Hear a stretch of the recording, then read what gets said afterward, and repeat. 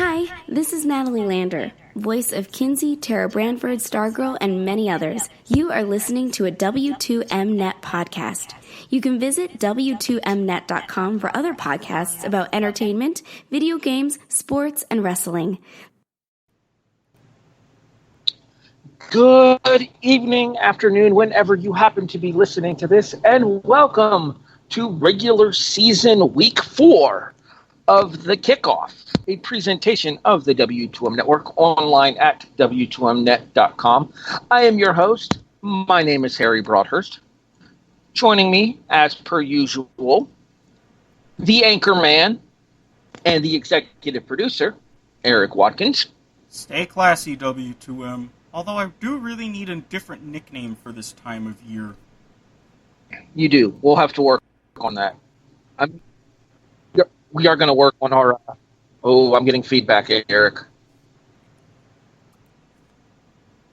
Apologies for that there. Once again, that is the anchorman, the executive producer, Erik Watkins. Joining us, in addition to that, are the unprofessional, Jason Teasley. What's up, everybody? And the Riz, Randy Isbelle. Hello, hello, hello.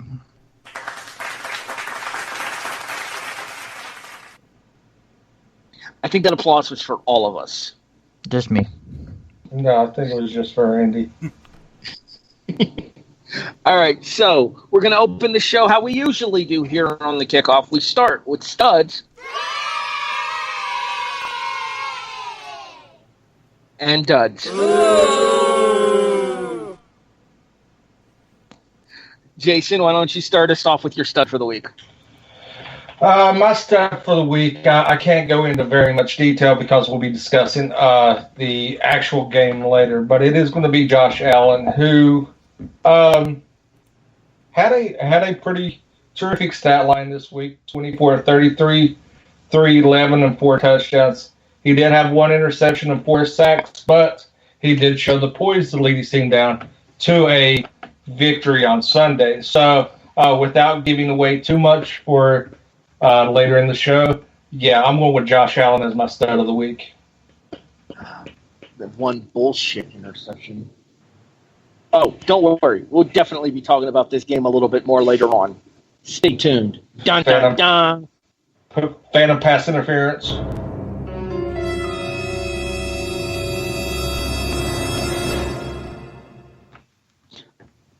Okay, I think that's all the new clips. You hit me too soon, so I couldn't do the dramatic reverb. And there's one more. Oh, okay. I didn't realize there was one more. All right, whatever. We'll continue on. Randy, your stud for the week. I'm actually going to say on the same game and say Aaron Donald is my stud of the week because there's no one out there that is more of a beast than that man on defense. Caused havoc for Josh Allen, especially during that comeback that fell just short. Just by far defensive MVP right now. Just fantastic. Erik, your stud of the week. See, when you know you've got a very dangerous team in conference, you really can't afford to up. So, keep in mind that one you may or may not hear constantly, just so you know. But my stud for the incredible comeback that they pulled off against highly ranked Oklahoma, Kansas State. I mean, yes, it's already proving to be a very weird college football season, but with the Wildcats already pulling off a same type of win in Manhattan, now they did it in Norman. Good job, and way to go ahead and make your mark on what's going to be a wacky Big 12 this year. Jason, to answer the question you asked me, just go ahead and add it back. I think I might have done so accidentally. Okay. All right. My stud for the week? Okay, so the numbers aren't necessarily great when you look at completion percentage. 36-60, which is a 60% completion percentage. I actually did the math in my head. Very good. Here's where it gets impressive. 632 yards of passing as Mississippi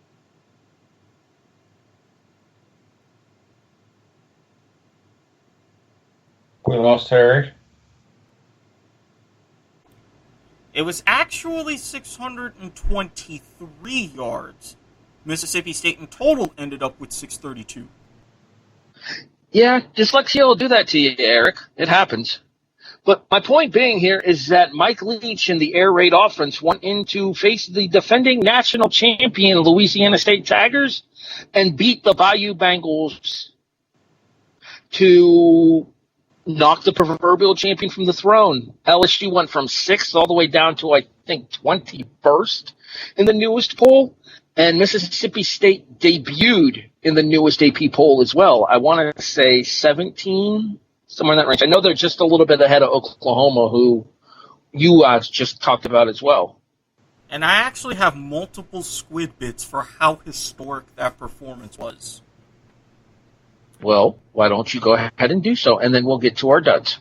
That's 623 yards and a single-game SEC passing record, a single-game record at Tiger Stadium, the first time ever someone has thrown for 600 against the defending champions, the most passing yards in a player who's making his debut for a team in FBS history, and LSU is the first team since 1998 to lose their season opener.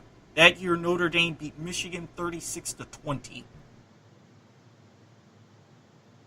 Man, Eric just bringing the business to all of us with his squid picks tonight.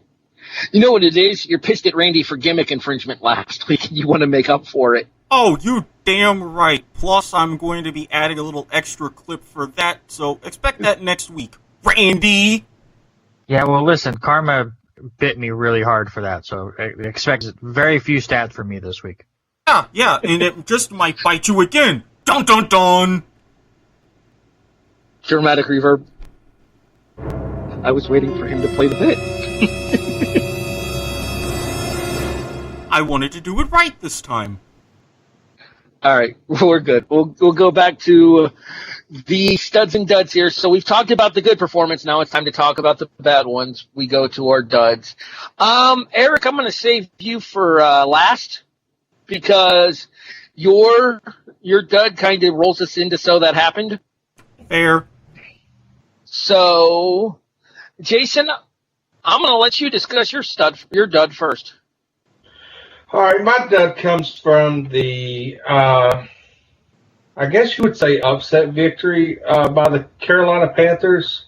But my dud is actually the hook and ladder play that the Chargers attempted to run at the end of the game that would have let Austin Eckler pretty much walk into the end zone.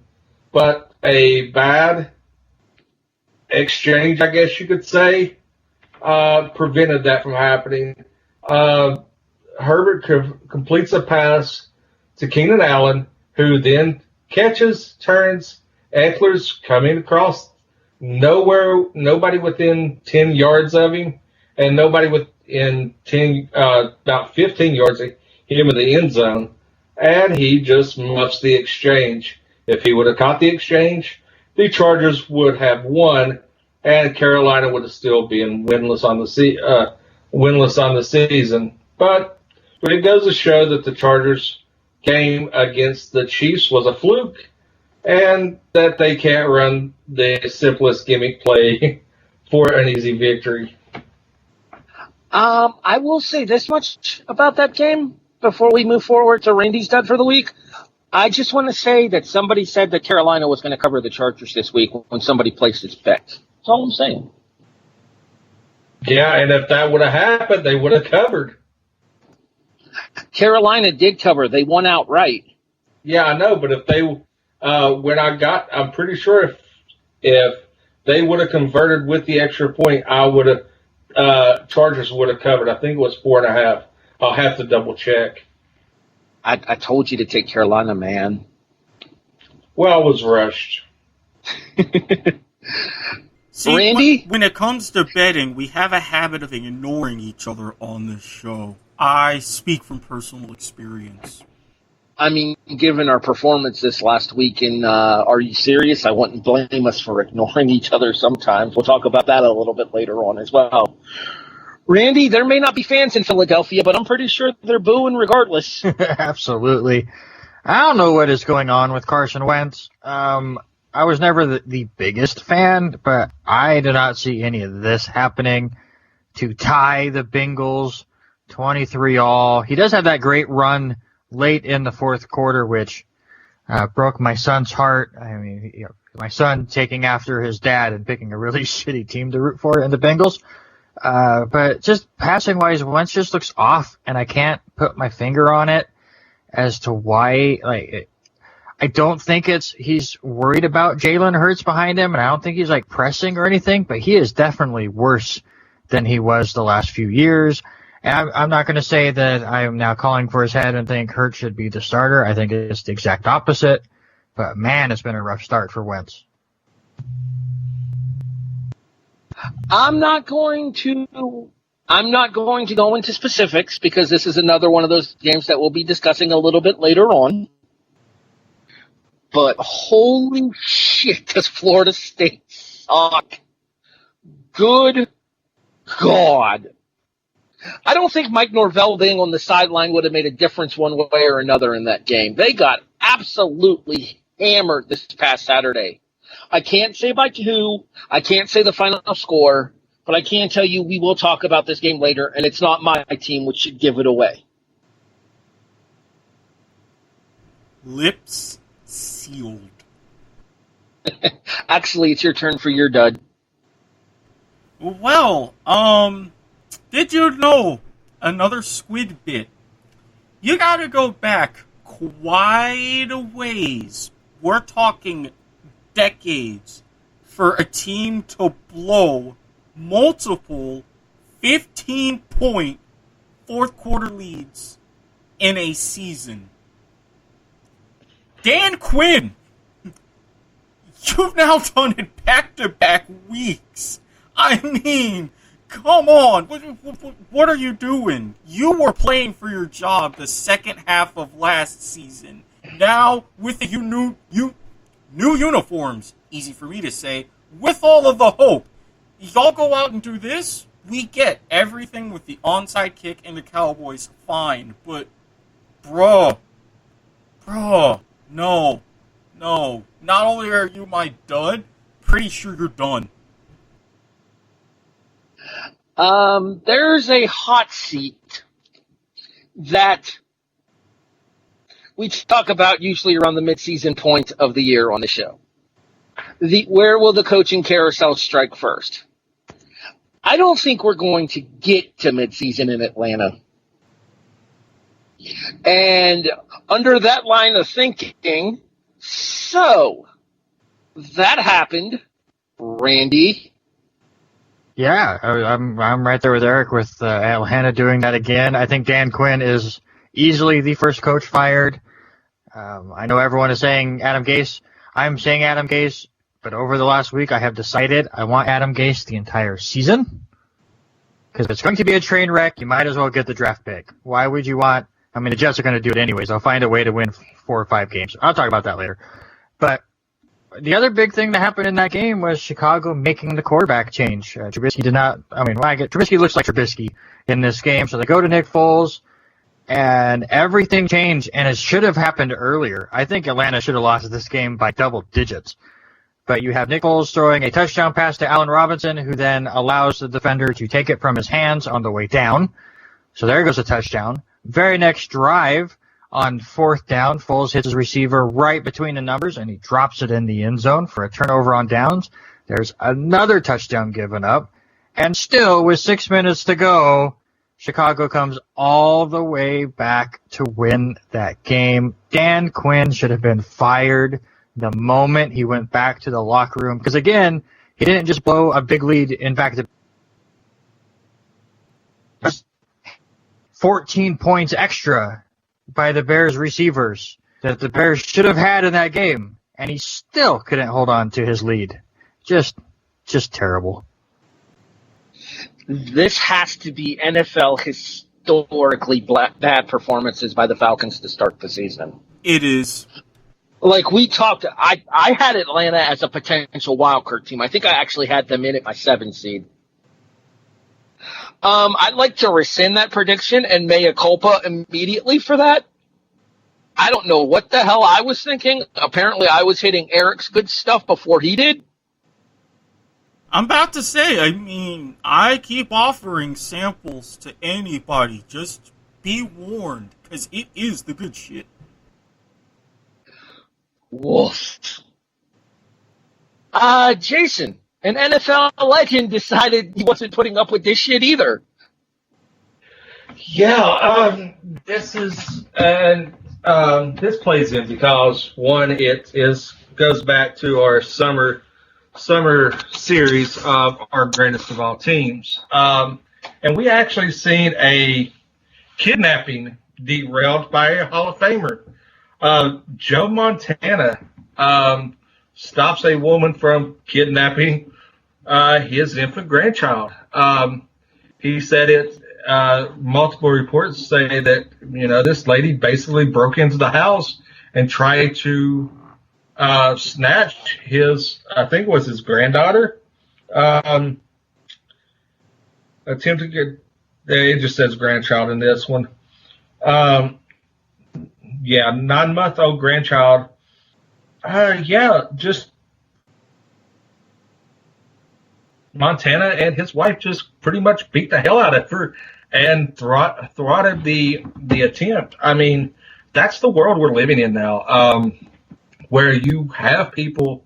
I know there's a lot of scams, CPS scams going around. I've actually seen 2 here in West Virginia. People claiming to be CPS and coming in and saying they're going to take the child out of the home due to abuse, and then they try to get the child in a car as quickly as possible and get out of there, and it's been stopped twice here in West Virginia. So this is the scary world we're living in. People that just kind of break in your house and try to steal your damn kids. So hide your kids, hide your husband. They ain't coming.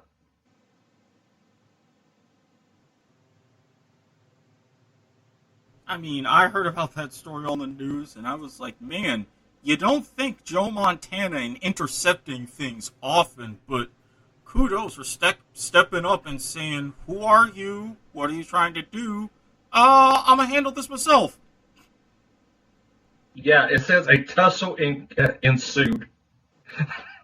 And Jennifer, Joe Montana's wife, pried the child out of the lady's hands. Just think,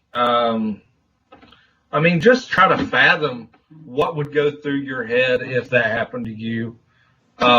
It's scary. A home invasion is scary enough, but to have someone trying to snatch an infant out of your home adds a whole new level of being terrified and an unnerving situation. And for the record, Harry, the picture is now fully justified. Just saying. Which picture? I don't know what you're talking about. Greatest of all teams? Oh, okay. All right. Bite me. Anyway. Real quick, before we go any further here, I actually did see a story similar of a guy who tried to break into a home, and the couple's 12-year-old son was home, and the 12-year-old son shot him. And proceeded to do Fortnite dances. Over his dying body.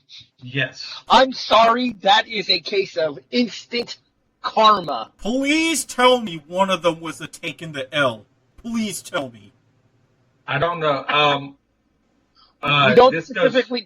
We don't specifically know what the dances were. It just said that the kid shot him and then danced over him while waiting for the cops to arrive. That reminds me of another story. I don't know how long ago it broke. Was 2 guys broke into a house. I think she was 13 years old. It was a 13-year-old girl who they didn't know that was home, and it was a champion skeet shooter. And she just waited on them to come up the stairs and wasted both of them. She wasted one that came up the stairs and then popped out at the top of the stairs and buckshotted the other one who collapsed in the front yard. She killed the one that was at the top of the stairs, and the other guy was bleeding out on her front lawn, and she was like a champion skeet shooter or something and was like 12, 13 years old. That's going to be a hell of a story to tell at the Olympics. I once again refer you back to what I mentioned earlier, instant karma. All right. Y'all hear me? Yep, you're good. Okay. My mom tried to call me while I'm recording the show. She knows I'm busy on Wednesday nights. I had to hit the ignore button. Anyway. See, it's not just Erik. Mama Watkins that does run-ins. Yeah, but this would be a cell phone call, which would take me off of the Skype call again. Touche. Erik. Mm-hmm. So we talk about Montana, Mm-hmm. who is a historical quarterback Of course. for the San Francisco 49ers. Yes. Funny thing about those 49ers. Yeah, they happen to have on their staff the first ever female coach and LGBT coach that was ever on the sideline for a Super Bowl participant in Katie Sowers, which was a great moment. I even loved the Microsoft commercials featuring her working with the offense and getting their drills together. However, little bit of particular bad news is there might have been an incident from how it was described in the story. All the coaches on the way home from New York after they played the Giants sat in first class except for her. Something to definitely keep an eye on for team dynamics, obviously public relations, and even more so thanks to the history that was set in the Washington-Cleveland game, as that was the first ever NFL game with a female coach on both sidelines and a female official. I'm telling you, there's glass ceilings starting to be broken all over the place, and I'm here for the ride. I just want to know where you got that information, Erik. I mean, I'm pretty sure that somebody put that in the chat earlier when it occurred. Just throwing that out there. I actually knew about it a day or so prior via Yahoo. Didn't say anything because had other stuff going on. Yeah. You give credit when it's posted in the chat, boy.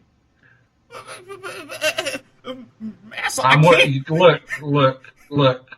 You're going to start picking cotton out of my aspirin bottles if you don't give the proper credit. I read sometimes, and I just didn't want to say anything. I didn't say you could get no education.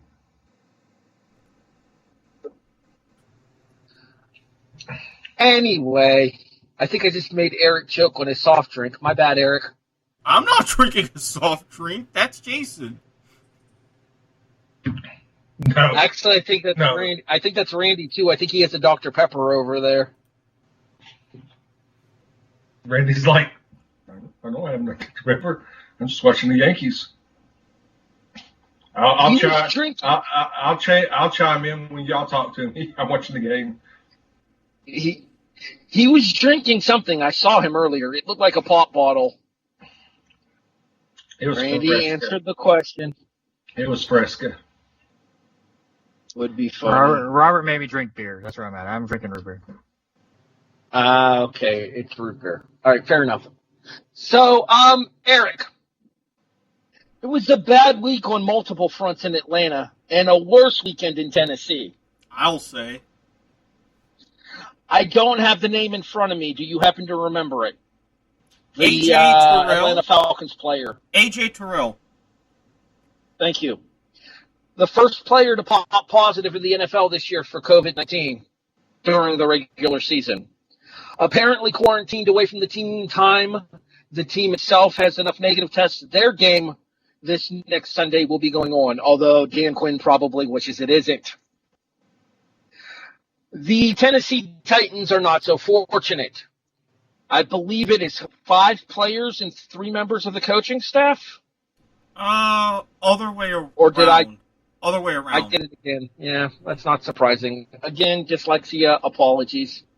3 players and 5 members of the coaching staff for the Tennessee Titans have came back positive for COVID-19, and their game on Sunday against the Pittsburgh Steelers has been postponed until either Monday or Tuesday at the earliest, and may end up throwing the rest of the season into whack.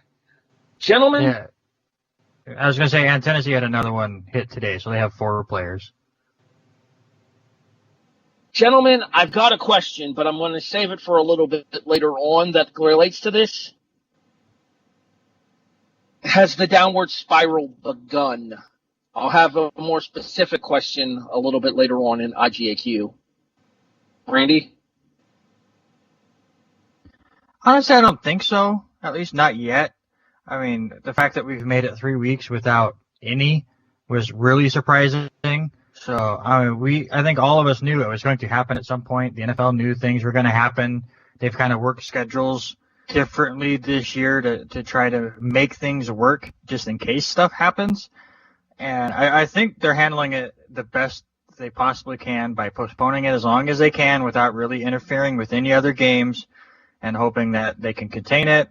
The Titans will be fine and we can get going. The good thing is, obviously the Titans played the Vikings on Sunday. None of the Vikings came back positive.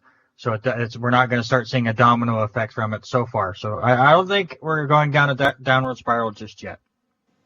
That being said, you know who on Tennessee was happy that they were able to play on Sunday is Stephen Gostkowski.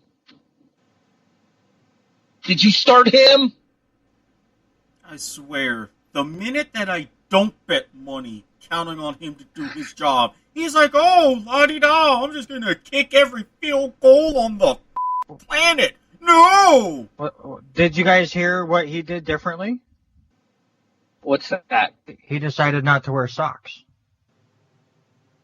So he is a stinky successful kicker. Good for him.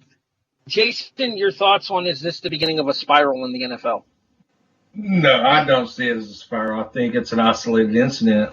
I think that, it's unfortunate, but I don't think that, like I said, I think it's an isolated incident, and we won't be spiraling down. We'll continue on as normal. It's already been announced that they're playing either Monday at 5:30 or Tuesday at 7. Yeah, Tuesday or 7. Everything that I've seen is leaning more toward the 5:30 Monday and doing a doubleheader. Which kind of screws the local fans in the Pittsburgh and Tennessee area, although I guess they would still get local broadcasts of that game on broadcast television. Whether or not they would get a game replacing that on the Sunday window remains to be seen, so we'll have to see what happens with that. Eric, is this the beginning of a spiral in terms of the NFL? I'm going to say not yet because, thankfully, the NFL, for the most part, has had things buttoned up. I mean, lest we forget with the whole Matt Stafford situation and the whole batch of false positives. So they got that rectified quickly.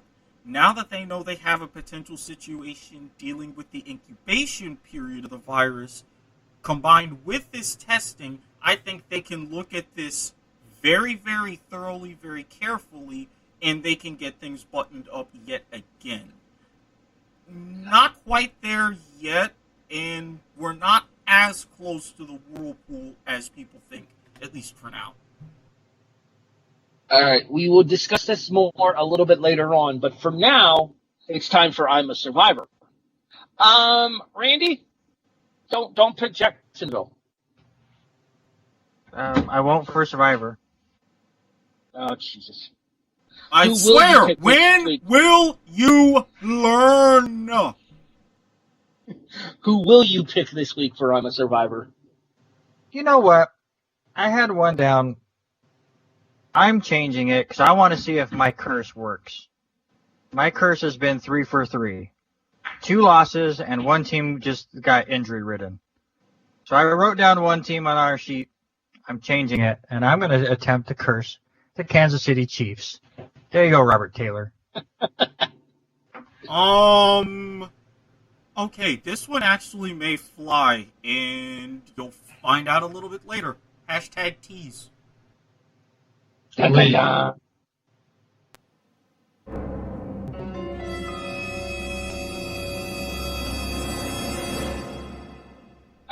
reverb. I just love that sound effect.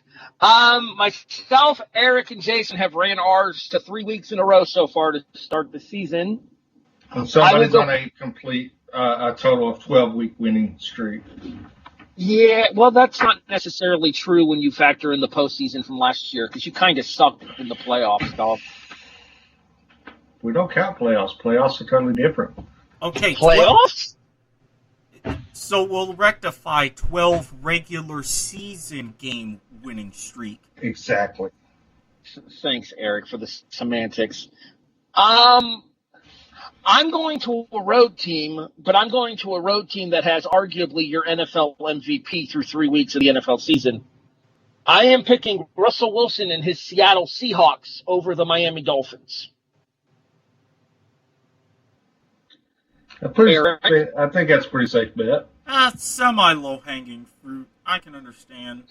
The only thing that concerns me is West Coast teams to an East Coast 1 o'clock start, but it is the Dolphins we're talking about here. Not to mention, remember what I said last week with the Rams? Seattle's another one of those teams. Speaking of the Rams, Jason. Yes, that would bring me to who's going to take also some low-hanging fruit to extend his week and actually go against my Homer team, and I'm taking the Rams over the Giants. Yeah, it's in Los Angeles. I'd say that's very safe, low-hanging fruit. I tried to warn you about the Giants last week, Jason. I was taking the points. I thought that they would hang in there with, basically San Francisco playing their practice squad. I had hope that they would at least cover. You know what the sad thing is your 24-point loss in Are You Serious wasn't even the worst loss of the week this week. We'll talk more about that a little bit later on. Eric, you're 3 for 3 as well. Who are you looking to make it 4 for 4? I mean, number one, to be fair, I was right there with Jason. I had the Giants covering too, and well, you see how that turned out. But for I'm a Survivor, I've seen Nick Foles. I know what he can do. This is the perfect position for him. Not to mention, it's the AFC South, so I know how well that goes. So I am taking Chicago at home, beating Indy. Why the Colts are a favorite, I have no idea. Oh, we're going to have conversations about that when we do our Week 4 picks, Eric. Rest you assured. To be fair, Phillip Rivers. That's all I'm saying. You mean the Phillip Rivers and the Indianapolis Colts who are 2-1? Yeah. Okay. You mean your AFC South leading Indianapolis Colts? They're 1-1. They're 1-1 with a win against the Jets. It doesn't count. Thank you. Thank you very much. Your AFC South leading AFC Indianapolis Colts? See, you know, I'm right there. You don't have to bring that part up, okay? That you could have just quit while you were ahead. Hold on, I'm just going to point this out. If you want to go on records, the Bears are 3-0, so we can't really go on the records. That's fair. They might be the worst 3-0 team in NFL history. But I mean, one of their wins was over the Giants, so that shouldn't count. Man, 4-1 out for the homers is going to be fucking depressing this week. Yeah, Salt Bay ain't just going to have his restaurant issues to deal with. He will be making multiple appearances on that segment. All right, so that's I'm a Survivor for this week. Let's move on to I've Got a Question. As previously mentioned off the air, Eric, you've won the toss. Looking at everything, I'm going to go ahead and go with the college question. The college question is labeled playoffs. We kind of talked about this a little bit last week with all conferences now officially announcing that they will be playing a fall schedule. Do we see the expanded college football playoff in 2021 for the 2020 season? As much as I would love to say yes, from all the recent reporting that's come out today, the idea was brought up in the CFP meetings, but they have decided to go ahead and stick with the 4 teams. Now, I'm hoping that that will change, especially because of the sheer amount of subjectivity based upon the vastly different schedules of, like, your ACC teams, even your SEC teams, versus the Big 12 who's joining in, or the Big 10 who's joining in late, and the Pac-12 who's joining in even later, playing literally about half of the amount of games that everybody else is. But if the committee decides, no, we're going with traditions for now, and screw all of that extra money for this season, then they'll stick with 4. But I think if they find that that money is more viable, they will change their tune. Randy, do we see them expanded to 8 in time for the actual 2021 college football playoff? Should they? Yes. Will they? Absolutely not. It's not happening. The NCAA moves slower than molasses. It's not going to happen this year. It's not going to happen next year. It's not going to happen for a long time. It should. They should experiment with this, like baseball's been experimenting with their stuff. It's not going to happen. They're gonna go off of, oh, we have contracts here and there. You had 40 bowls that you have scheduled. You can say some of them are playoff bowls now, since you're not going to have bowl games. So you have plenty of contracts that could go around.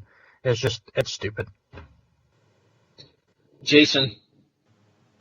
A little bit of column A, a little bit of column B. I think that, and I want to delve into this a little bit more in the Homer section. I think that if you're late to the party, you shouldn't qualify. And like I said, I'll go into that a little bit later. But, yeah, I don't think that it's going to happen. I think they're going to stay at 4 teams. Do I think it's going to be 4 deserving teams? No. As we seen from the polls, you can play teams can have almost 6 games in before you even have your first game, and you can be ranked in the top 25. But I digress. But yeah, I don't think that it's going to expand. I don't think that. I think we're at least 5 years from an expansion. I think Jason's a little bitter that Marshall got kicked out of the top 25 this week. He should be. No, I'm not bitter. It's just the fact that I just don't understand how you can come in as soon as you announce that you're going to start your season and you're not going to play for almost 6 weeks, how justifiably you could be ranked in the top 25. Now, if they was playing their seasons, they have games under the belt, yeah, and it's not just because of Marshall, because, yes, I live in West Virginia. Yes, I live in Huntington, West Virginia, the home of Marshall University. But, I mean, for them being ranked in the top 25 was a big thing. I mean, this is the 50th anniversary of the Plain Crusts. Getting a nationally ranked team in the top 25 during the 50th anniversary season, that's a big thing here in Huntington. Only to have that stolen away by just name value, not performance on the field. And I'll climb off my soapbox now. Well, I'll actually kind of agree with that, though. I don't think either any of the Big 10 or Pac-12 teams should be ranked until they actually play a game. Exactly. And I'd say this is somebody. Real quick, I say this as somebody who benefits from the preseason rankings coming out the way that they are with, yes, Erik. Go right ahead, but I wanted to chime in with your point because I was reading an article and the mindset of the AP voters, but I want you to finish first. Okay, I was getting the signal that maybe we had like a technical. I wanted to make sure it wasn't technical. All right. Nope. I say this as somebody from the Big Ten coming in late into the season and still being ranked already, because my Penn State Nittany Lions, my secondary college football team, are already in.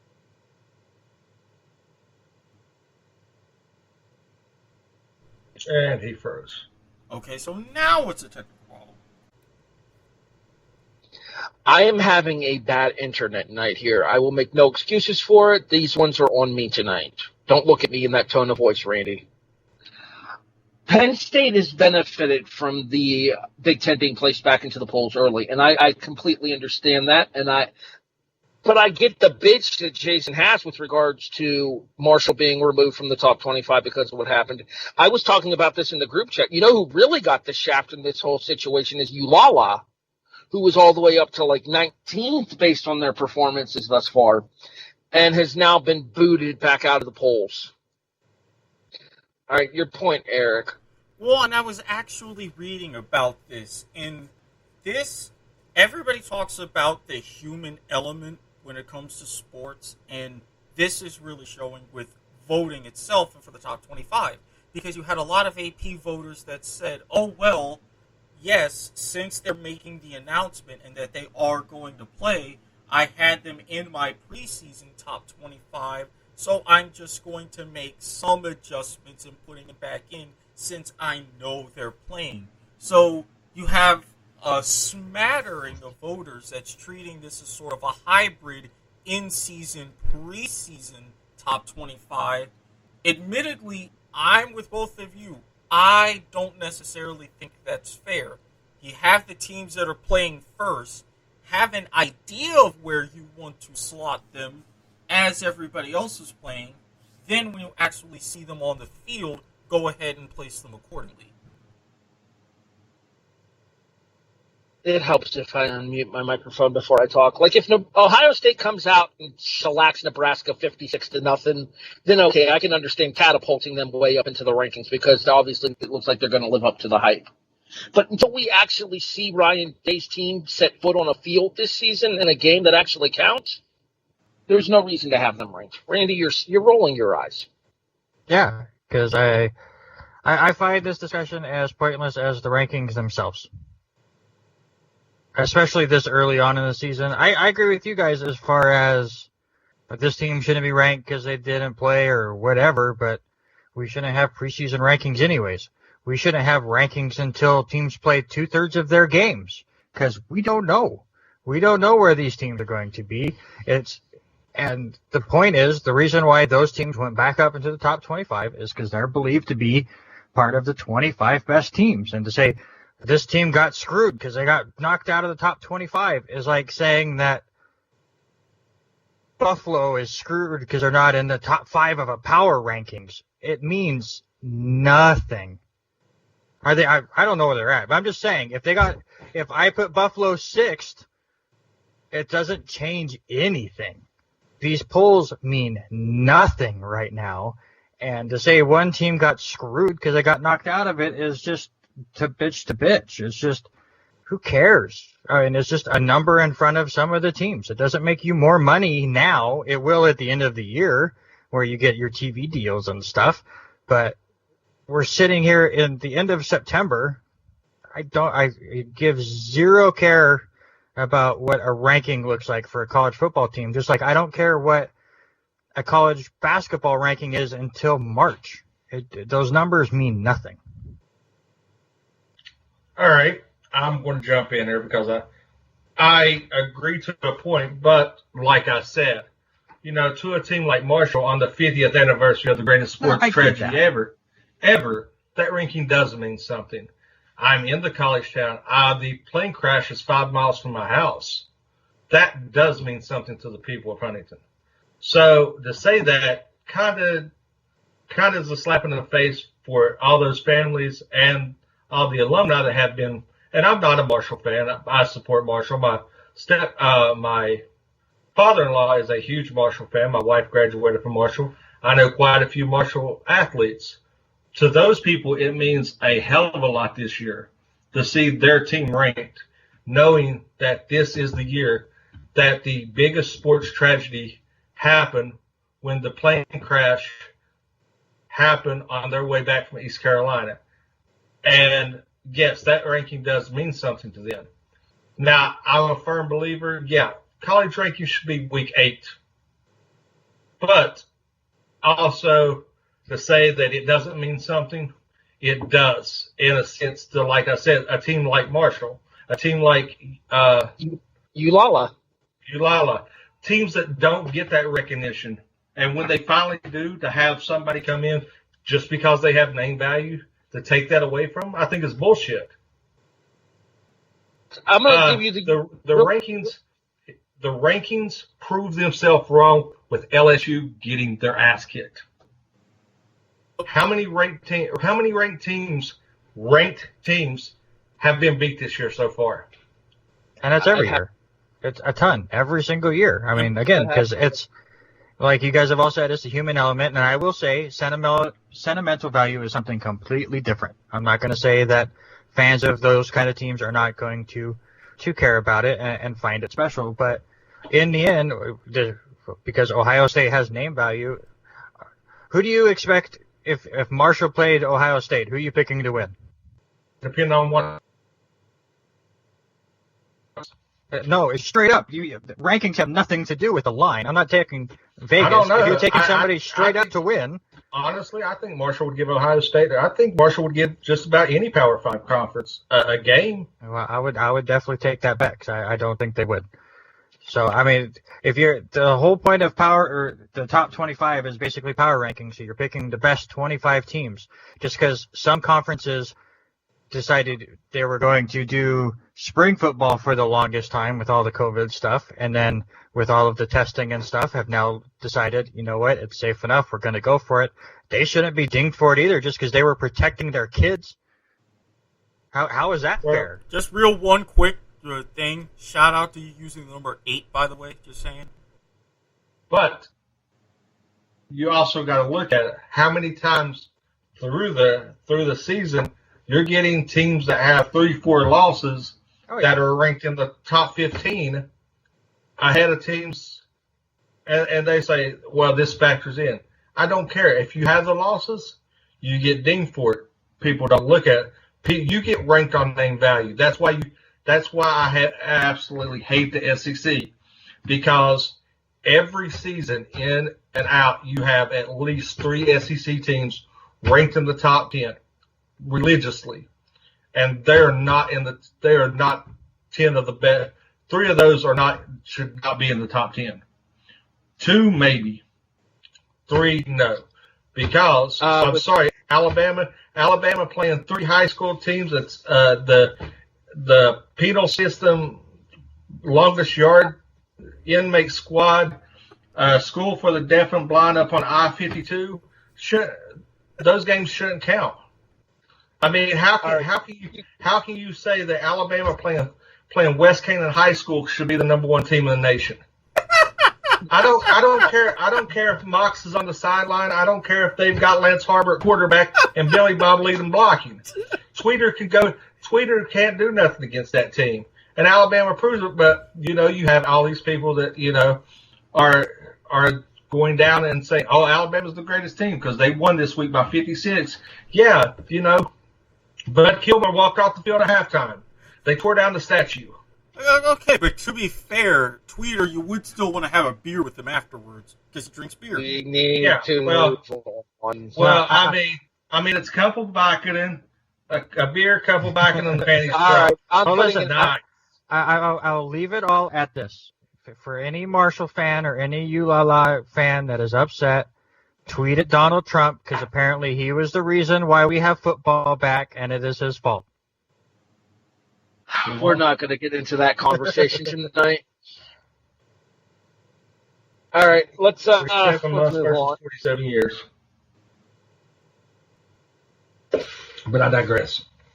Randy, college or the mixed question? We did college. I'll take NFL. Oh, the NFL or the mixed question, sorry. All right, so we kind of talked about this during the preseason as well, but I wanted to bring this to the conversation back full circle here.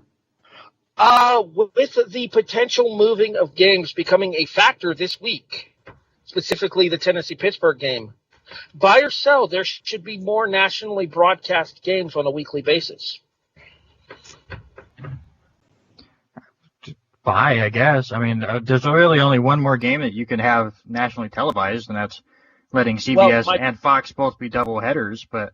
Well, here's what I was saying to that. I don't think you were around when we had this conversation before. Fox has extra networks such as Fox Sports 1. NBC has extra networks such as the USA Network. CBS has extra networks such as USA with Viacom. So my question for that is, how much are those networks paying for their 1 or 2 games a week already.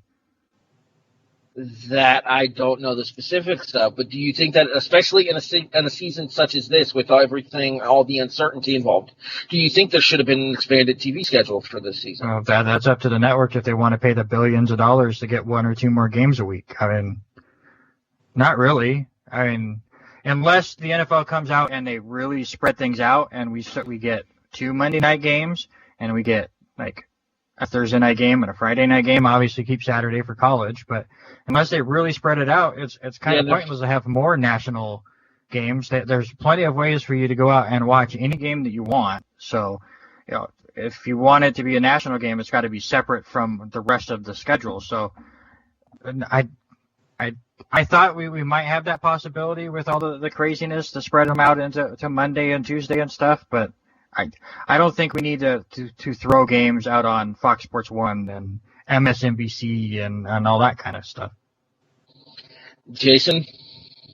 There is an expanded schedule. You have the exclusive deal that the NFL signed with to have NFL Red Zone and the NFL Sunday Ticket. Yeah. You have Cable that available. Has Red Zone. You have that. Well, I mean, even if you don't have the Sunday Ticket Max, you have NFL Sunday Ticket, which is the expanded, and it shows every game across every, out of market games that you're available to. So there is that expanded schedule. It's just if the consumer's willing to pay for it. Why should it's the NFL's a company. It's a business. Just like they sign an exclusive deal to have that. So therefore, you can, if you wanted to expand the schedule, then you must pay for it. The network shouldn't pay for it, because not everybody's an NFL fan. If there's people out there that like watching the SVU marathons on USA. So you got to look at that revenue stream too. If you in particular like the NFL and you want to expand the schedule, then fork out the $48.99 a month for 6 months. Buy the NFL Red Zone and the NFL Sunday Ticket. Eric, you would know better than I would in this regard. The reason the NFL doesn't run on Fridays is because they have a thing with high school football that they won't run against it. Correct. There's been old laws on the books going back to a little bit beyond the origins of the National Football League, 20s and 30s. It's saying, if there's a high school game within 100 miles, you're not going to have an NFL game. And to Jason's point, I'm still waiting for Milana Weintraub to kind of show up at my house. So don't try to sneak any of your plugs past me. I know what you were trying to do. No, I mean, I was just saying that, as a consumer, those options are out there for you to pay for. If you want that expanded schedule in your home, fork out the money to buy it. No, and I completely agree. It's not an option for most people. Yeah, and this is kind of to Harry's point. As someone who, thankfully, their cable company has NFL Red Zone, I've had it for a very long time. That is my choice of consumption. So I would be against it on a holistic level. But also... Spectrum... Sorry, real quick. Spectrum has NFL Red Zone. It just doesn't work on the Spectrum app for some reason, despite them saying that they would look into it for me. And Spectrum are about to round. Well, I'm just saying the app that the certain app that does have the exclusive app does. You don't get paid. I'm just saying that it does work on that app. The NFL Red Zone does work on that app. And it also works on other apps, but again, she's not sitting beside me on my couch, so say what you say carefully. I'm answering the question. Harry, honestly, I mean, if the apps don't work, there's millions of bars in this country that show every single football game every Sunday. If you're able to go to them under certain circumstances. But another thing, and actually, Randy, this is one of your points, they break down how much the sets of networks are paying per annum in their current television deals, especially since they're going to be up for renewal.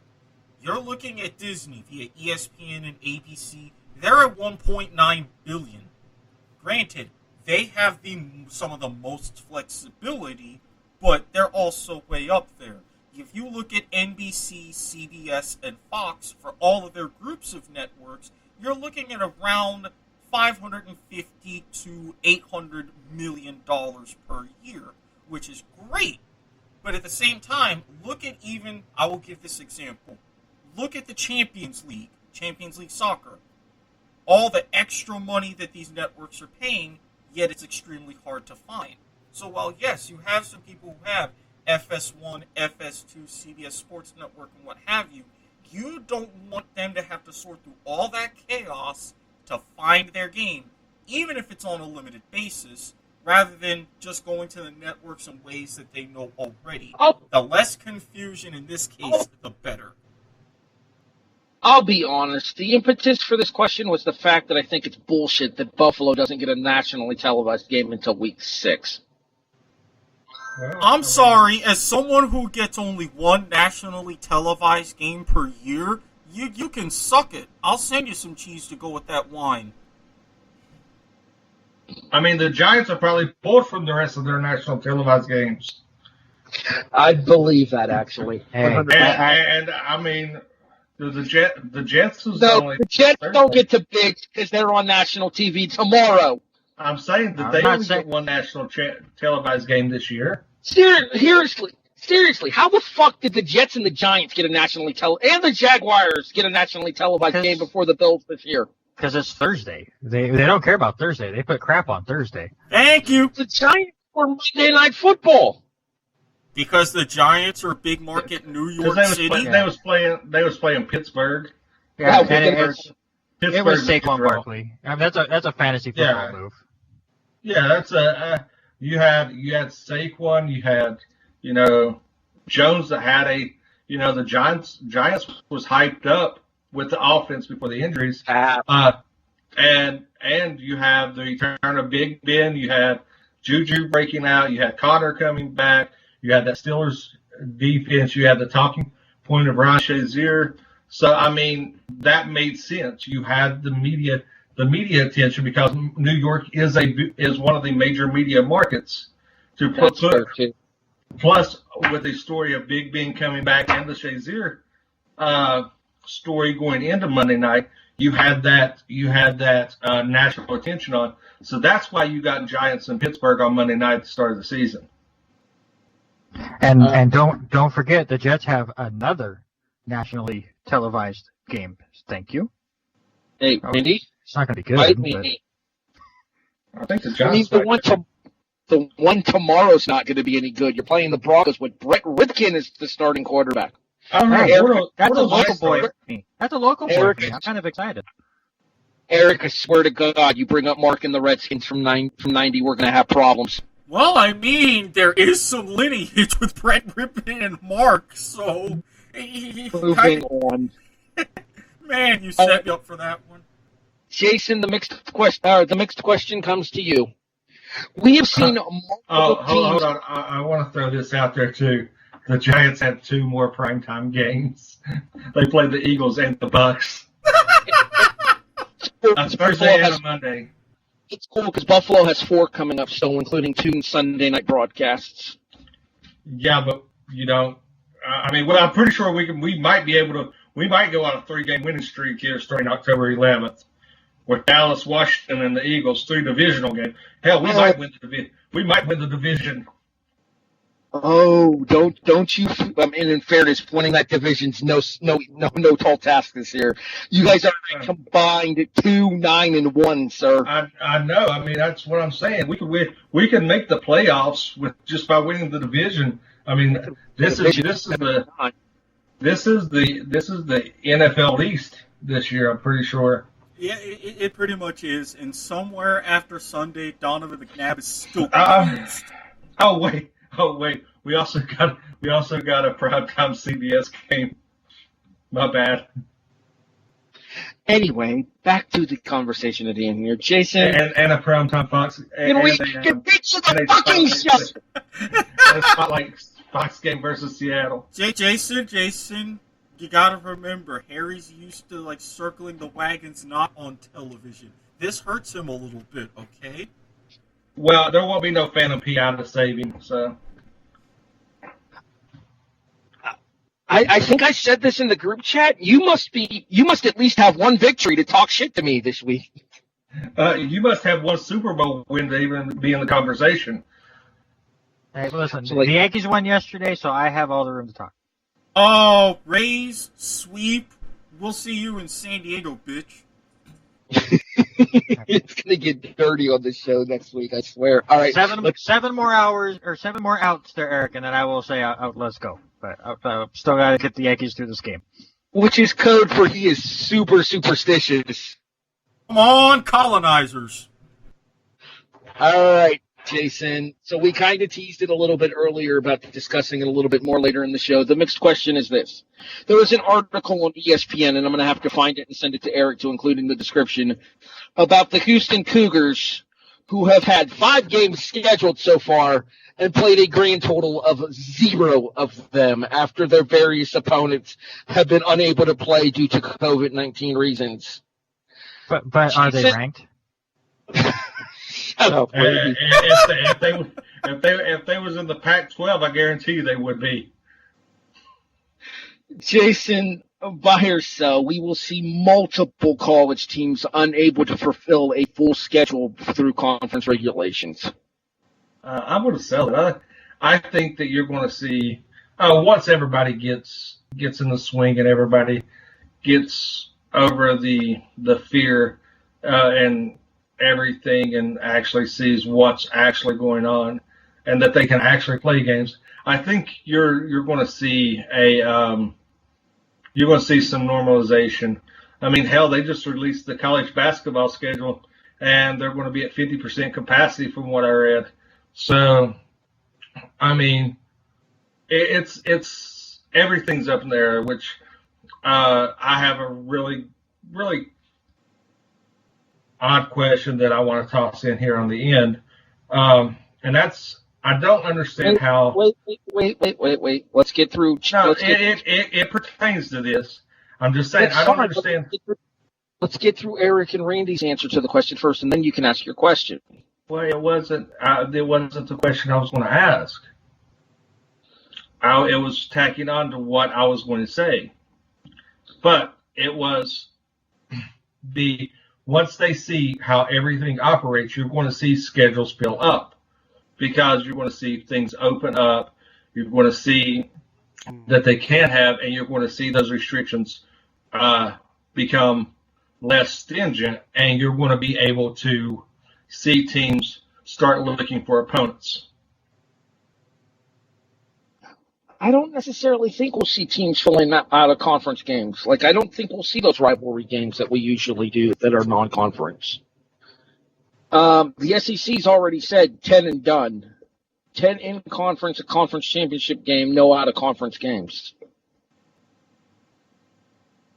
So I don't see that happening. But, Erik, your thoughts. Are we going to see any particular schools or any particular franchises unable to complete a full season because of what's currently going on? I don't think so. And my argument is, just like with the decision to have the season, just like with the decision with the 4-team playoff, the decisions are going to be with how the specific conferences all come up with their rules. Now, with the Big 12, they say you have to have 53 players. This is the breakdown of the positions. Otherwise, you can't play. Baylor's been the only one so far to be affected. With the Big 10, hey, you test positive, you're sitting out for 21 days. So you're going to have that pretty much sorted. So I think because the conferences have their different workarounds, they're going to go ahead and find every way possible, get their paychecks, fill their conference schedules, and without a conference, they'll just make that up as they go with future years. Randy. Well, things do look like they're going in the right direction, and I agree with both Erik and Jason that I do believe that all these teams will get through at least what would look like a full season for how weird this year has been. I do throw caution with the Pac-12 and the Big Ten, just because with them starting so late, they have no room for error. With all of these teams that have missed the games so far, they have scheduled it in such a way that they were able to move things around and for the most part are able to still fill their commitments. Especially with the Pac-12, there's no room. So if something were to happen, you can't move a game. At least not if you really care about the whole playoff deadline and everything. Now, could some of these conferences just go, okay, well, the deadline is gone, but we missed these games.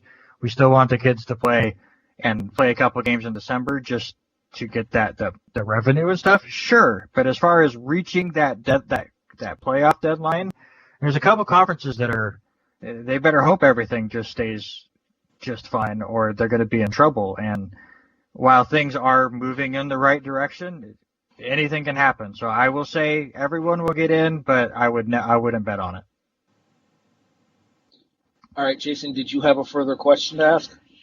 Yeah, I mean, this kind of goes, like it's kind of expounds on it. So I want to know your guys' thoughts on the different restrictions that are in place. You have various states that, you see professional teams and collegiate teams having some people in the stands. You see professional teams having those people in the stands.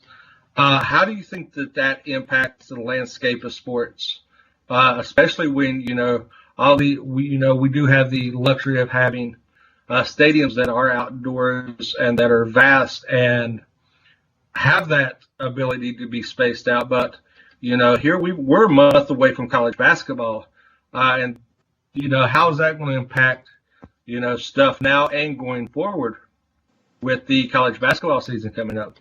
I just want your guys' thoughts on that. I think when it comes to college basketball, you might see conferences stick to conference only, like limit the amount of out-of-conference games that you play. But in terms of having fans and stuff, my issue is with an indoor arena, you're putting yourself more at risk than you would be in an open space, because there's a higher chance for contagions to travel inside of an indoor arena, in my opinion, just because of the enclosed spacing. And given what we know about the virus, that it stays on hard surfaces, like seat backs and stuff like that, it would be real easy for it to remain viable and infect people. So I do think that maybe you could have some fans at these games, but even 50% capacity is probably too much. Eric? I mean, personally, and not even for just the hard surfaces, but for everybody to have their masks, be socially distant so you don't have all of the droplets flying around, which, especially in a more enclosed space, everything bounces around more often, and that is the likelihood of increasing chances for a contagion or spreading even more. I would say realistically 20%, but again, the only hope would be for the conferences to have those rules set themselves instead of deferring to the states, because that's going to be a whole different series of advantages and disadvantages. Just have your conference commissioners and say, all right, for us, this is how it's going to be across our basketball landscape. That way, you just deal with it. Randy? Yeah, honestly, with basketball, I think it's going to be more of a fluid situation. I do think that a lot of those college teams that Jason brought up are hoping to hit 50% capacity. I think that's their goal. But I don't think those teams are going to do it right off the bat. I think you're going to see it like the NFL where, okay, we're going to have 10% this week. Okay, everything went good. Nothing went crazy. Okay, our next home game's in a couple weeks. We're going to bump it up a little bit and just and continue that way. And then hopefully once it comes into January, February, hopefully, a vaccine is getting around a little bit more. Maybe things have come down just a little bit, hopefully by then, and we can start really seeing a big change. But I don't think, especially with sports, that we're going to see such a big, drastic change right off the bat, especially at the beginning of college basketball with it coming up so fast. especially with what's going I'm on kind in of the right whole there. I think Kentucky there's going to be Louisville an situation. escalation. Both of you guys talked over each other. I didn't hear either one of you. Jason, go ahead. I'm used to that. I said, yeah, I think it's going to be an escalation. I don't think it's going to be out the gate, but I have to agree. I see an escalation to a point. But like I said, you never know. The information changes daily. So we might start a season with, being able to be at 50%. And, the NFL could be the model on how to do it. Because you also got to look, they've got the NBA model to go off of, as well as the NFL model. So you have, and college football. So you've got models in place of how to handle it. So, by that time, there may be a structure in place to be at 50%. So I'm more leaning toward the escalation. But, with everything changing almost daily, I could see, something coming out as 50% by those, because the season doesn't really kick off till after Thanksgiving. You have all the preseason tournaments and everything, Which and I think those will get canceled. I was just going to say that I don't think we'll see any major marquee college basketball tournaments until the attempt to run an NCAA tournament in March. Well, honestly, from what the schedule's already looked at, those marquee preseason tournaments, some of them are already set to be moved, and they're not even going to happen until after Thanksgiving in the first part of December. And then once you get into the new year, that's when your in-conference schedule is going to come into play, and it'll be exclusively conference games. But mostly, I think, especially with the situation between Kentucky and Louisville, everybody's also looking at that on top of all the other models, and they're saying, all right, let's get this sorted if we are even going to have any non-conference games. All right, let's go ahead and move on here because we do have two more segments to get to, and we're coming up on about an hour, I think, if not a little bit over, Eric. So let's go ahead and get to one of my favorite segments, and the one that I'm the most proud of the name for. It's time to pour one out for the homers. Eric, real quick, I think I need the sound of a bottle opening and then being poured out. Do you think we can do that for next week? Yeah, I can go ahead, and that'll fill up the last 3 spots with the other ones, so consider that done. I actually might have a sound effect I can send you that could help with that. Let me look in my email, and I'll let you know, okay? Yeah, awesome. All right. Well, since I'm already talking to you, Eric, we might as well start with you as well. All right, do you want to get the good or the bad out of the way? Because it was definitely a mixed bag for you this past weekend in terms of your homerism. Let me just start with the horse shit first so I can get into a good mood faster. Sorry, Eric. Very well. Randy's curse once again rings true. Jacksonville, no. Yeah. Oh. Randy, when are you going to learn? I thought we were cool. We bring you in, we take you under our wing, and no, this is how you repay us? This is how you repay us. Listen, I think I just have Harry left to piss off, so I'm working my way through. 31-13 on Thursday Night Football to the Miami Dolphins. And I'm going to say, for everybody that's saying everything about Minshew, not all of that was his fault.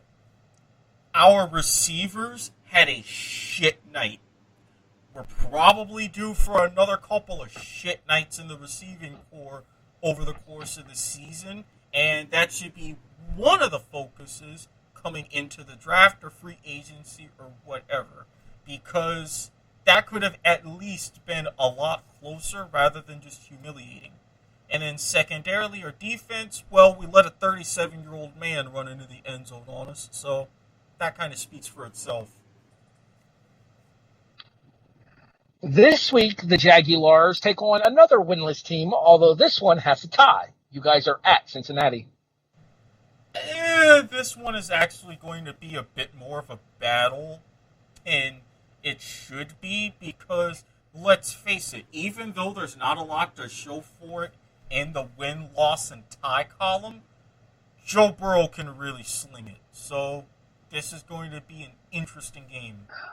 But I would argue that the Jaguars have been deceptively better than their statistics maybe and their overall record would lead you to believe. Yes, the game against Miami was rough, but you had the victory to open the season, and you probably could have and maybe should have beaten Tennessee in week 2. You could just as easily be 2-1 right now as you are 1-2. Yeah, and I entirely get that. And I mean, again, that goes back to Minshew. We were in a great position to win the game against Tennessee because of him. Yeah, the pass was batted down. Hey, sometimes that happens. Tennessee is a more legitimate team than I want them to be, and that's okay. But I still think that while there's a lot of flashes, the way our front office is treating things, the way Doug Marrone treats things sometimes, I'm skeptical. But I will, on the other hand, say Jay Gruden going up against his old team, there may be a few extra tricks, and I would love to see that if that's the case. On the collegiate side of things, yeah, that 52-10 ass whooping that I mentioned Florida State catching this week, it was courtesy of the Miami Hurricanes in an ACC battle. Oh, didn't that turnover chain look beautiful, though? I swear it gets prettier every year. That doesn't it? That thing is so goddamn gaudy. Oh, hey.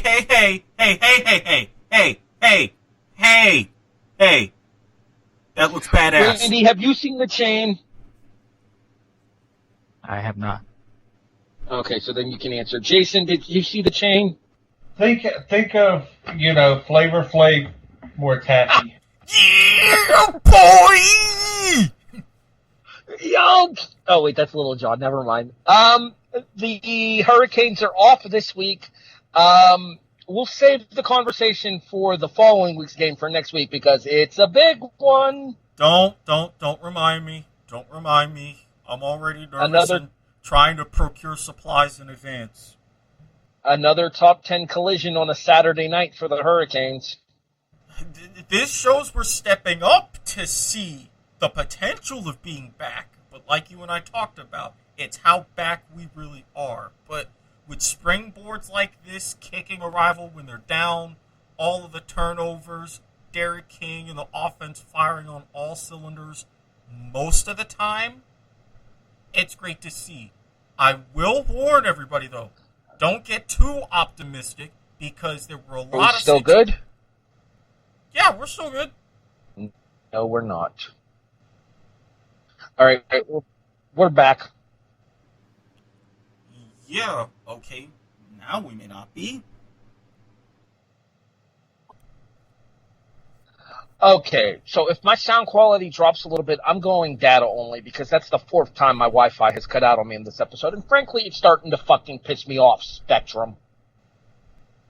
All right, Jason, let's move over to you. So things did not go as well as you had planned for West Virginia this past weekend against Oklahoma State, I think. Yeah, Oklahoma State. A 14th loss for the Mountaineers. I just don't want to talk about either one. Either game. I was pissed off. Just move on because I don't want to open up old wounds. All right, well then let's talk about the current game for West Virginia. As they are nationally broadcast on ABC at noon, taking on Baylor. Oh yeah, I mean I think the last time I checked the line it was like 2.5, 2 points, 2.5. Does it move up to 3? I know. I looked at it earlier. So I mean, it's a winnable game. I think we shot ourselves in the foot a lot last time. So yeah, I mean, I'm optimistic. Not much, not real optimistic, but I'm optimistic. They can't get any worse. So yeah, I have really nothing to say because I have a feeling that they're going to break my heart again, and I'm going to hate life again Saturday. But to be fair though, Oklahoma State, they were honoring a legend, so there's that. What legend were they honoring out of curiosity? Really? Since you Okay, fine. since you asked, it No, let's not rub it in. Let's go ahead and move on. All right, you mentioned earlier that you're taking the Rams this week. Is this a hope that you can sacrifice your pick'em thing in order to get a victory for your Giants? No, I mean, I'm a realist. I understand that, losing Saquon took a lot out of that offense, and now we went from a run-heavy team to transitioning to a pass team with limited resources. So you got to take a look and be realistic. I don't look for us to beat the Rams. I don't look for us to be nowhere in the vicinity of the Rams this game. We might be in the same stadium, but scoreboard-wise, I think it's going to be 17 or more that we're going to get beat by. I'm going to disagree with you. I actually think you guys will play the Rams close because I think the Rams will have a hangover based on what happened up in New York this week to them. But we'll talk more about that game in a little bit. All right, Randy, you're up. Washington State still hasn't played, isn't going to play for another month, so no college football for you. Sweet. Unless there's a particular college game you wanted to talk about, by all means feel free, because we have to kill some time until Erik gets back. We have to kill... Okay, we are T-minus approximately 20 hours from the Jets game this week as they kick off at 8:20 p.m. Eastern in New York at MetLife to hopefully not blow out the rest of the ACLs on the Denver Broncos offense. You can go ahead and say it. Tomorrow night is the game of the year. I mean, there were two teams that played on Monday that people kind of cared about. This is no, it's not. It's going to be brutal for both teams. I actually think the Jets have a chance to win this game, and we will see how it goes. I went off about home teams on Thursday nights last week, and that worked really well for Erik. So I won't bring that up here. But listen, as long as it doesn't happen like it did on Sunday, where I will thank Sam Darnold for throwing a pick six so early that I didn't have to change from the red zone. It's like they just went, oh, and Indianapolis has scored. I went, cool. I will leave it right here on this station. I don't need to do anything else but watch the other games because the Jets have already lost. So it's brutal. I'm like Jason, we're just not a lot of high hopes for the team, especially with all the injuries that they got going on. I would like to see what Sam Darnold could do with Crowder and Mims and Perryman. That would be cool. At some point this season, could we have all three of them play at the same time? Could we have Mims play once this season, please? 36-9 to Indianapolis, I believe, was the final score. 36. Did they score that much? Yeah, I don't think they scored that much. No, the San Francisco game was 36-9. My apologies. Yeah, that was the score, Gami. Yes. At NFL_scoreagami on Twitter. Underscore. Huh? Underscore, not underslash. Oh, yeah. You know what I meant. All right, Erik, script flip. So, since we're going to this, I want to segue into your professional team first. Yes, as we had mentioned before, Oklahoma State was honoring longtime Bill Thurman Thomas. However, the Bills that were actually playing, did y'all catch a case of Atlanta on Sunday? I mean, what was the deal with that? Okay, so you know how the defense carried Buffalo last year? Yes. Well, this season it's the offense's turn, apparently. Okay, let's get the elephant in the room out of the way earlier. Was that a phantom pass interference call on the final drive? Maybe. But that was a make. Yes. But that was a make good for that bogus ass interception call earlier in the game anyway. Over the course of a season, those calls balance out. It just so happened that karma bit the Rams in the ass in the same game rather than coming back later in the year. I am going to make no apologies because, quite frankly, 3-0 is 3-0. And if the Rams fans have a problem with it, suck it! Yeah, but I mean, still, we were talking about this, and there's a knack with some of your teams in really tempting the football gods. I told Robert Taylor not to say that shit, motherfucker. As somebody else followed it up with, you're going to see a Higbee touchdown right here. And it happened. Fun fact, Tyler Croft, our backup tight end, had more touchdowns than Tyler Higbee did. Okay, go ahead, Eric. So, now that we've got that out of the way, one of your college teams, Florida. You're forgetting the current game for Buffalo. Well, hang on. Nobody cares. About this. I mean, it's the Raiders, so... like we're going to make this... Yes, this isn't the AFL back in the 60s. Okay, so you're playing Vegas. Really? Maybe. I actually think we might get this game locally, though. That's why I'm kind of excited. Yeah, well, Blind Network finds a Bills game every once in a while. Facts. All right, let's go to college. All right, so for the bigger, more important, more nationally televised team of Florida. All right, big performance that cost me. Told you not to take them. Look, Lane. They almost covered, though. They almost covered with the final score of 51-35. Couldn't just get a couple more points. So, how do you feel about them not entirely derailing the Lane train, but creating some kind of a bad tracks at the start? The issue that I have isn't going to be offensively with Florida, because clearly it's going to be a track meet on offense for the Gators this year. 6 touchdown passes for Florida. 6. Clearly the Gators can score. The question is when they play. Yeah, I know. I can't English tonight, Randy. I know. Clearly the Gators can score. The question is, can they stop anybody? And based on what we saw against Ole Miss, maybe.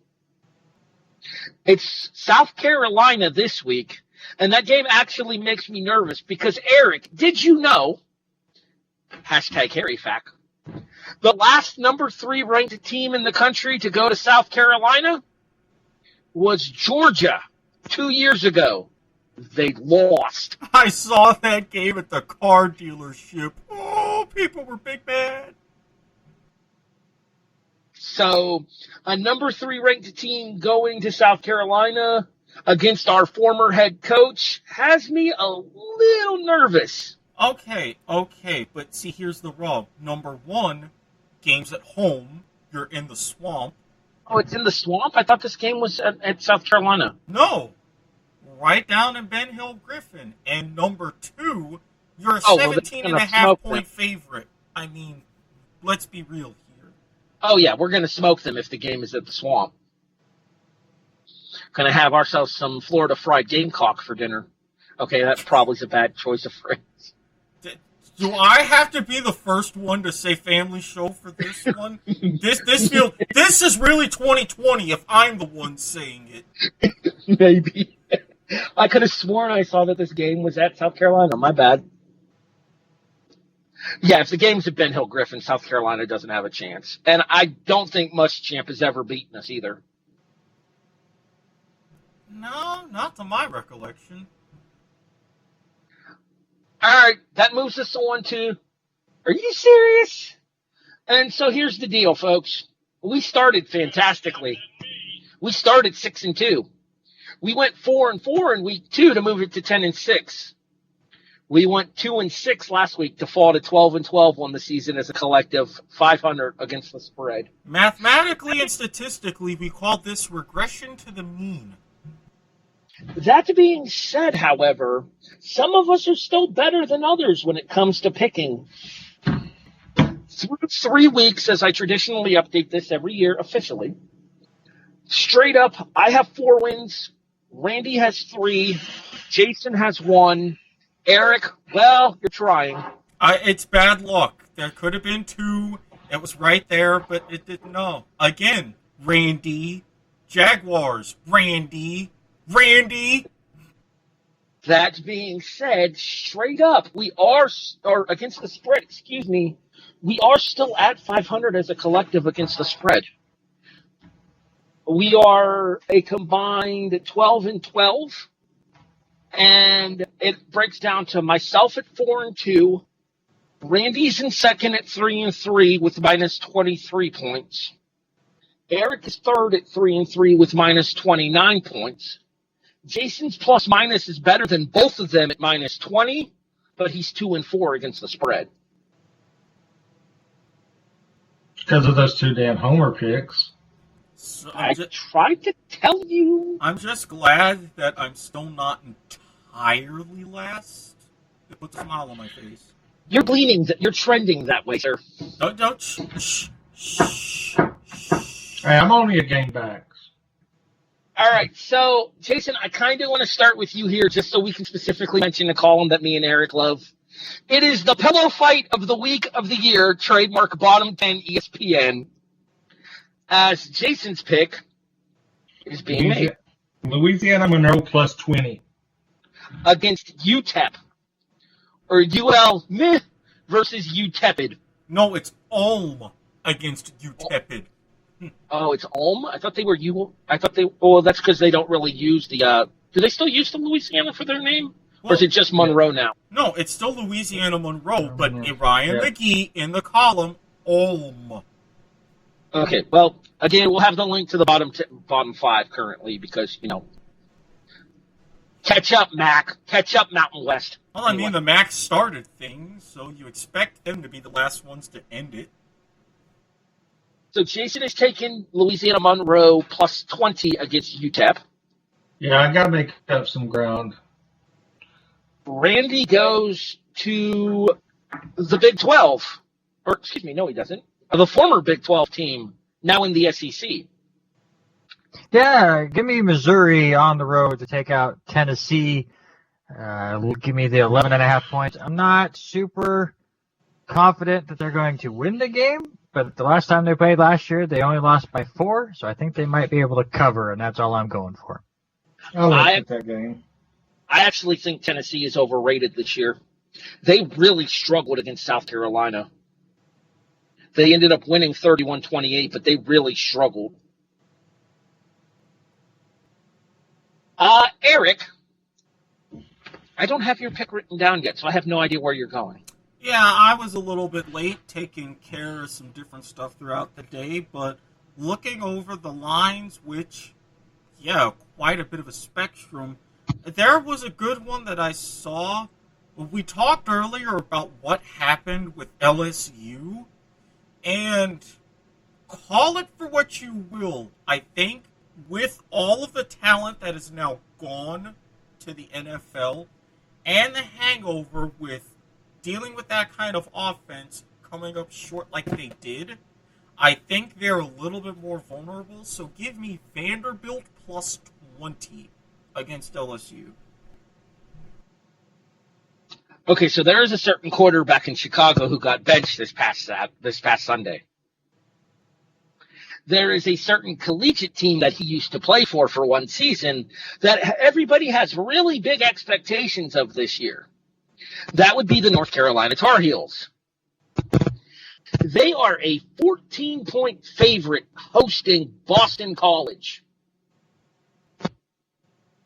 Bold prediction. Not only does Boston College cover, or excuse me, they're on the road to Boston College. My mistake. See, I'm getting all this mixed up this week. It's been a week. Not only does Boston College cover, Boston College wins. See, let them win, but don't make it too convincing because we got to face North Carolina at the end of the year, and I want them to at least be FDC. You need them to have some significance for your ratings in the BC or in the CFP. Correct. Mm-hmm. I'm on to you, Watkins. I'm a forward-thinking squid. Okay, I see how this is going to play out.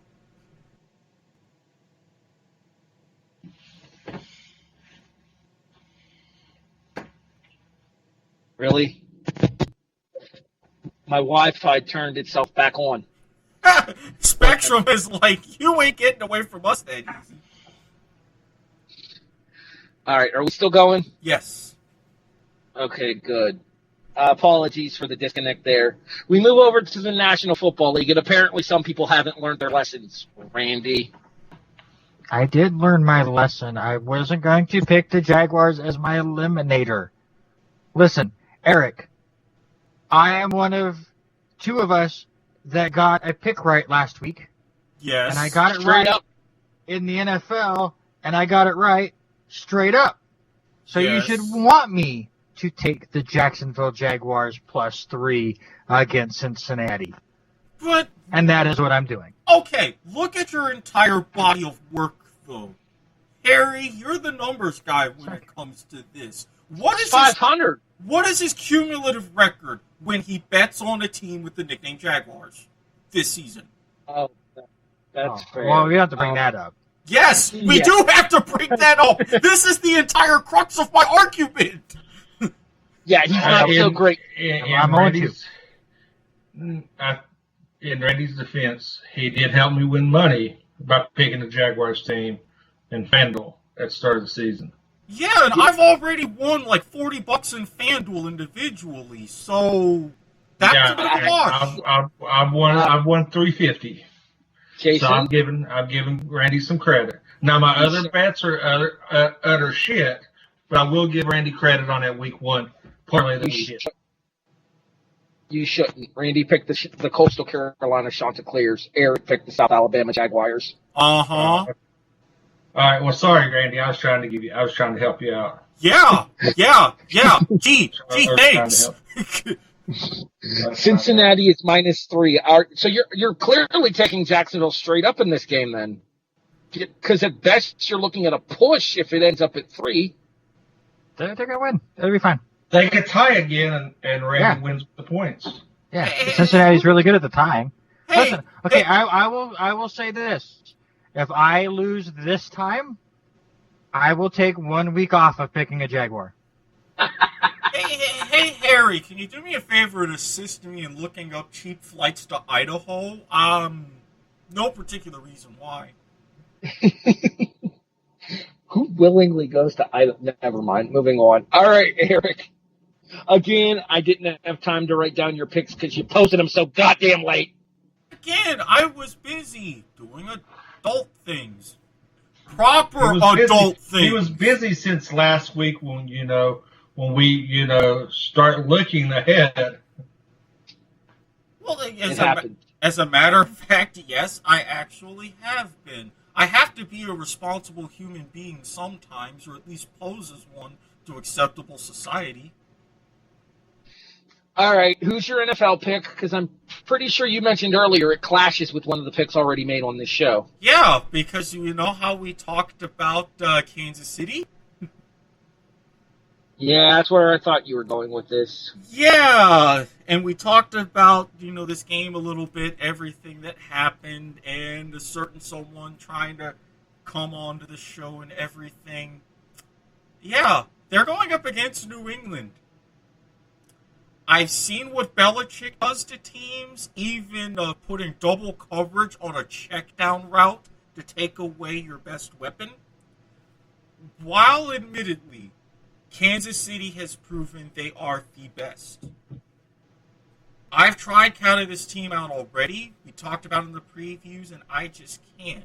Whatever Belichick, McDaniels have got going with Cam Newton and Rex Burkhead and all these guys, it's working to an extent. This has the potential to be another track meet, but I do think the Patriots will cover. So give me them +7.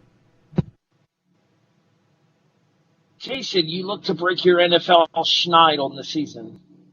That I do. And with that, I am taking a team that actually looked like they was comparable and living up to the hype this past week. And I'm going to go with the Vikings +4.5.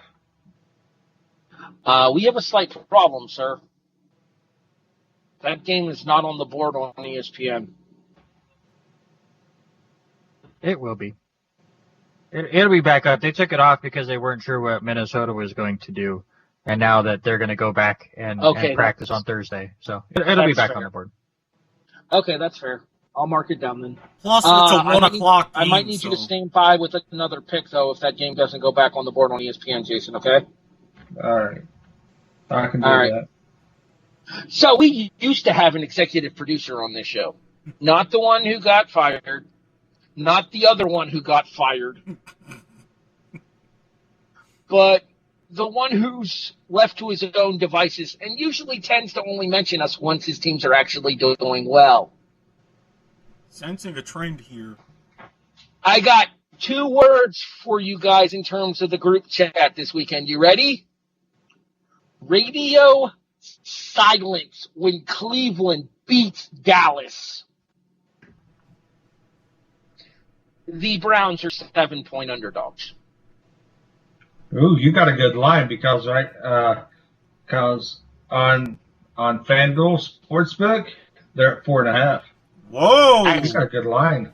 They've gone down on ESPN as well. When I wrote it down originally, it was 7. It's down to 4.5. So apparently, I'm not the only one hitting this game. Got that sharp one, boy. Yeah, because I actually took Dallas with the 4, giving up 4.5. Because the only reason why I took Dallas at the 4.5 is because Dallas is home. Okay, I got a question for you. If you were able to see the original line at 7, would you have tried to middle this? Yes, if I would have seen the line at 7, I would have took Cleveland. Yeah, but what I'm saying is, like, by middling it, Cleveland plus points. 7, Dallas minus 4.5. I don't know. I think he means you bought points. Well, no, but what I'm saying is you middle it. So if you say it's a 5 or a 6-point win by Dallas, you win both bets. You set up a middle. Now it's the opposite of a bullish middle, which I'll get into later. You hedge. You're saying would I hedge my bets? Yes, I would have hedged my bets. Make a separate bet that was Cleveland? Yes, if I would have got Cleveland at 7, yes, I would have took Cleveland at 7, and then on my other parlay took the Dallas at minus 4.5. Okay. Randy, do we need to do a wellness check on you? Yeah, I'm going to get off this show. Randy's having issues over there. He didn't want to talk about those last 7 outs for a reason, apparently. Aaron Boone doesn't know how to do a bullpen. Why do we have a middle reliever in there in the 7th inning instead of Ottavino? I'll never know. Hey, Adam Ottavino was on one of my fantasy teams. Because he's trying to stop the bleeding, and it's too late. All right. Speaking of Randy, where can people find you online so you can go watch the rest of your game? Depends on how the rest of this game goes, where you might find me. At Randy Isbelle on Twitter, at chapter_select for my other gaming podcast. And next week, we're actually doing a side one for that. We're actually going to look at video game movies. So we're going to torture ourselves for a while every other Friday. So check those out as well. We're actually starting with a Japanese one I've never heard of, Like a Dragon, or something a dragon. It's a Yakuza movie. I forget what it's called, but Jens is making me watch that thing this weekend. So it'll be up there next Friday. All right. Stay on for a few seconds because you do have your DOTW to announce as well. Jason, you have an announcement to make. I'll let you make your announcement here and let people know where they can find you on the interim. All right. So you can find me at W2M Chairman on Instagram. But the announcement is I am going to be stepping away for a little bit. Got some things I got to get cleared up. It's not goodbye. I'm still going to be here. My picks still will be handled by the guys. But, yeah, there's just so much on my plate right now and just in a weird headspace. So I'm going to step away for no more than probably a week, no more than 2. Get everything under control, get some stuff in order, and then I'll come back. Basically recharge my batteries because with everything going on with work, home, podcasting, and 1,000 other things that has been dumped on my plate, It's just a little overwhelming. So I'm going to take a small hiatus. I'm leaving the show in the capable hands of these three. And if anybody needs to hit me up, I might be really slow replying because, basically this is to get a lot of things in order. But yeah, I mean, feel free to hit me up. I'm on Twitter. Those who do have me on Facebook, shoot me a message. If I have time, I'll definitely reply.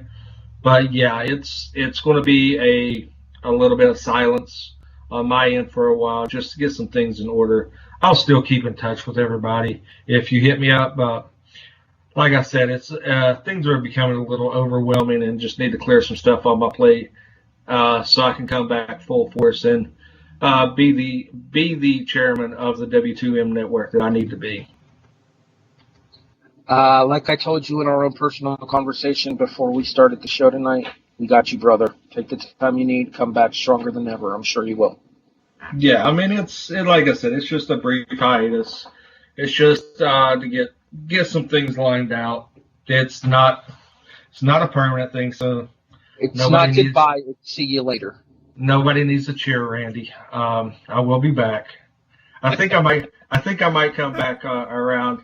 Let me see. I gotta definitely be back before November 3rd. So I'm assuming that's Giants Jets.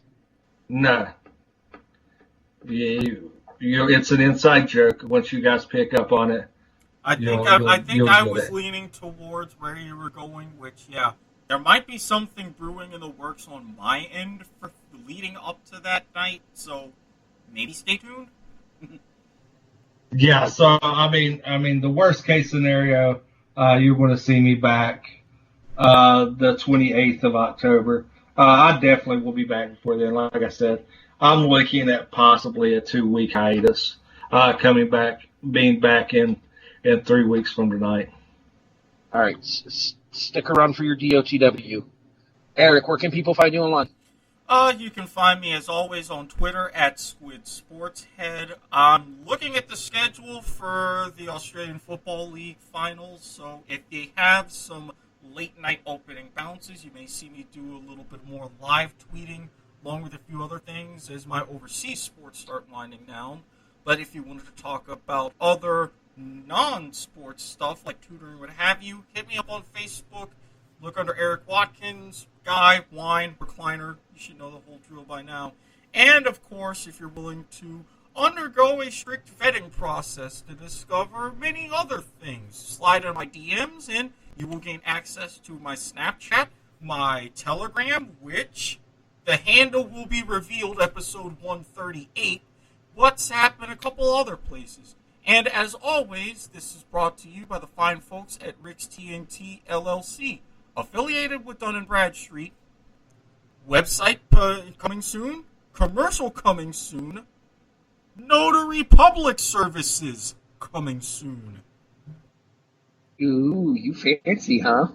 That's why I was late getting my picks in today. Handling some business. He had to get down to business. He ain't got a lot of time now for this ish. That's right. An Eminem quote. You're welcome. All right, let's move on. At HEB the Eagle on Facebook, on Twitter, on Instagram.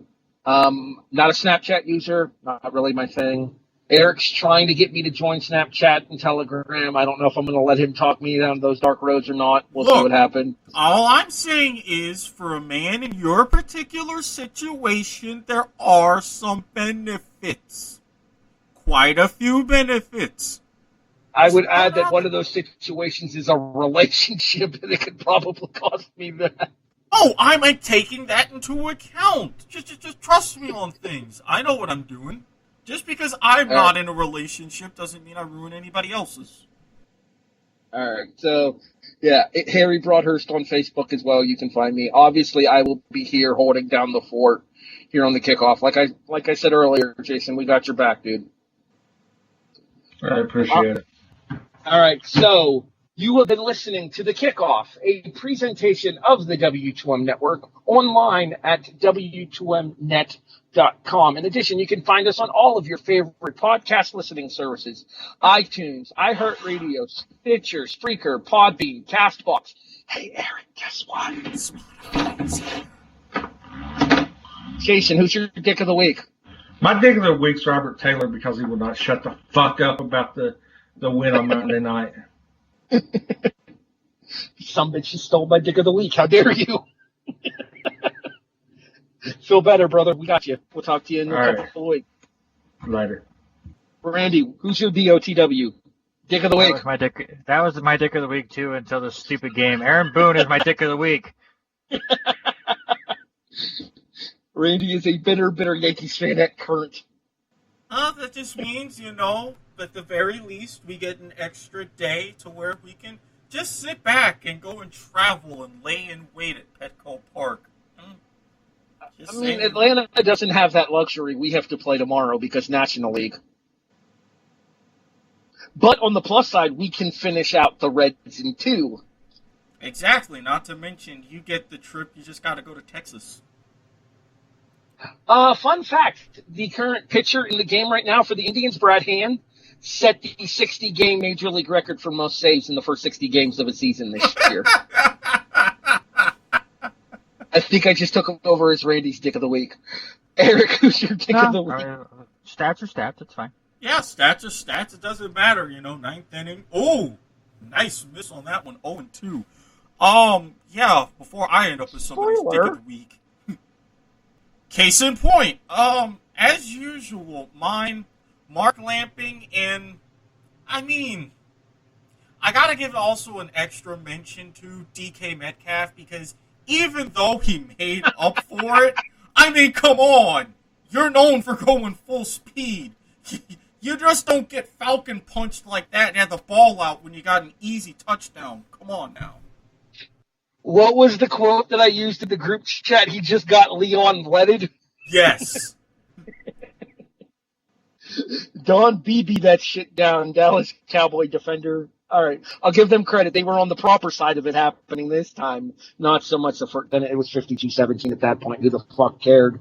All right, my dick of the week is those referees in the Bills-Rams game because Jesus Christ, you guys sucked. And I mean that from both fans' perspectives. I know you said that by the letter of the law it was the right call.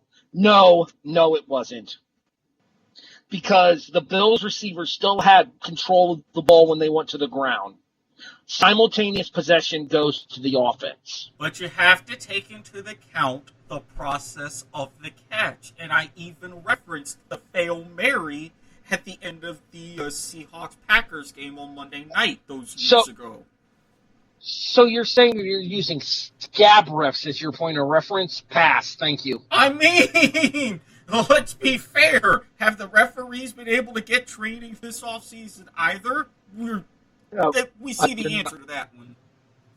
All right, you're not wrong about that. For Jason, for Randy, and Eric, I'm Harry. You've been listening to The Kickoff, a presentation of the W2M Network.